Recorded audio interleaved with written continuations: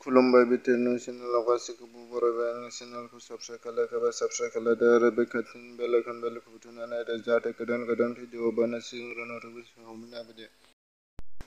भारत हादरनि थाखाय गोजोनथाव खौरां टकिय' अलिम्पिक 2020 आव पि सिन्धु बिथाङा फिन हादरनि बेडमिन्टनाव ब्रन्ज मेडेल देरहानो हाबाय। बिथांनि बे देरहासारनाया भारत हादरखौ गोग्गानाय लाबोनो हादों। बिथाङा भारतनि थाखाय मुं लाखिनो हाबाय।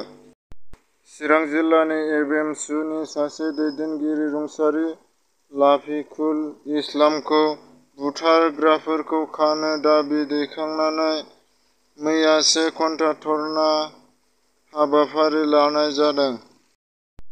कक्राझार जिल्लानि दुलाराय बर' फरायसा आफादा मेट्रिक आनजादनि फिथाय फोसावनायखौ गोजोननाय मोनैनि थाखाय खुद्रिखांनाय फरायसाफोरनि सायाव पुलिस सान्थ्रिनि लावथि सिबनायनि सायावनि फिनजाथाय।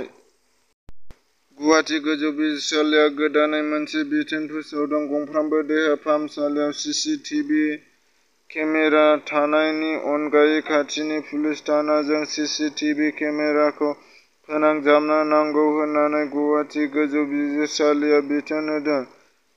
हादरसायाव डक्टर सायाव गाग्लोबनाय अनजिमाया बांनायनि जुनै petition PIL public interest limitation 33/2021 आरो पिआइएल सुन मट 4/2021 बायदि गंफ्रोमबो मेडिकेल कलेज हस्पिटाल आरो जिल्ला सरकारि देहा फाहामसालियाव सिसिटिभि केमेरा होनायजों लोगोसे खाथिनि पुलिस थानायाव थोंजों बे सिसिटिभि केमेराखौ फोनांजाबनो नांगौ होननानै बुङो।